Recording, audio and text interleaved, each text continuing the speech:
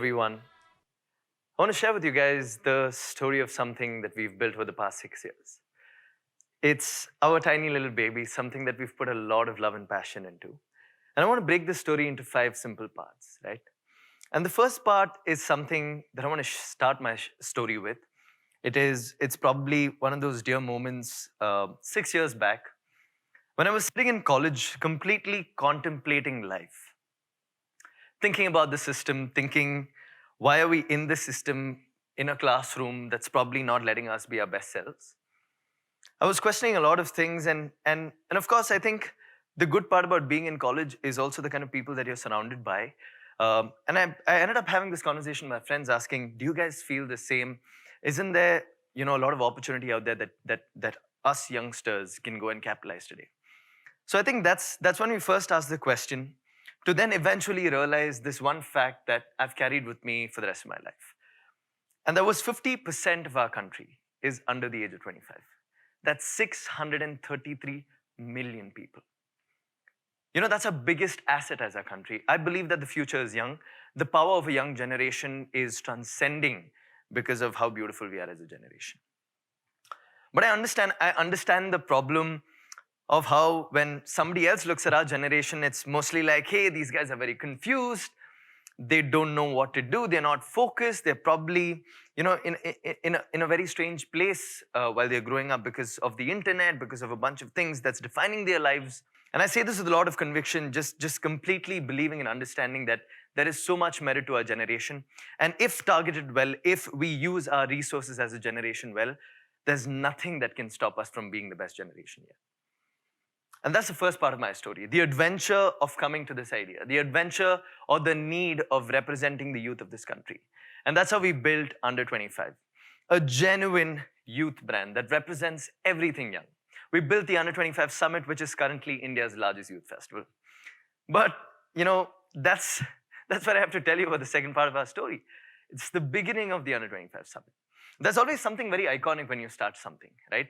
That confusion, that irrational optimism of wanting to do something fabulous.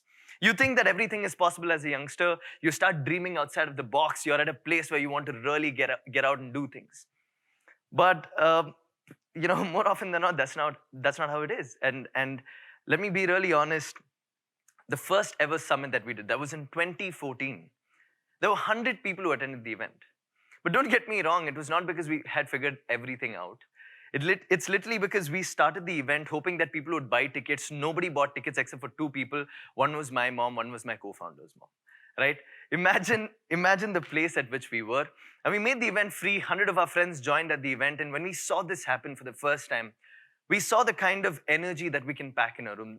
We saw the kind of emotion that youngsters can leave and the impact that they can create. And that small room filled with people, irrational optimists just like us who wanted to believe and do everything possible to make things happen, was the beginning of Under 25, right? Ever since that day, regardless of the amount of hardships that we faced, day after day, moment after moment, we take that step with so much pride and joy, because we believe that this is just the beginning of a movement where people are represented for who they are, regardless of which caste, creed, sex, religion they are from.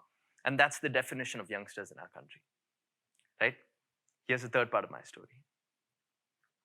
The most important one, the challenges. The challenges that we faced as an organization. It's really funny. It's really funny because every goddamn thing that can go wrong went wrong. Right? From not understanding the tax system, to not having the right kind of ticket sales, to not probably having, a team that we should have worked with, to build a community of volunteers, to even understand what exactly is the schedule for an event. We didn't know anything, right? The challenges were insane, right? But that's what makes everything exciting about this journey. Without those challenges, I don't think we'd be defined for who we are today. I don't think we would have ever been able to think out of the box and create things, because uncertainty is the father of all innovation, right? To be at a place of discomfort and then realize that the only way you can survive is to move your ass and get out there to work, right? And that's what it was. The face of challenges that made us who we are, right? What do we do at the Under 25 Summit? Every one of you might have that question. It's a celebration of talent. It's a celebration of youngsters. It's a celebration of people who believe in themselves or rather want to find themselves. And that's the Under 25 Summit. Year after year, we put this on the table, making sure that everybody who comes to the event feels like they're completely accepted in an environment where nothing holds them against that, right? That's the Under 25 Summit. And these challenges led us to the fourth part of my story, which I would say is critical in every youngster's life. I call this part of the story Rebirth, when we were reborn as a brand. That very moment when we looked at ourselves and said, is this really going to work? That moment of doubt where you question yourself, where you don't know if this is actually going to make sense anymore. Fourth year of the Under 25 Summit, everything that we expected will work in our favor did not. Sponsors backed out.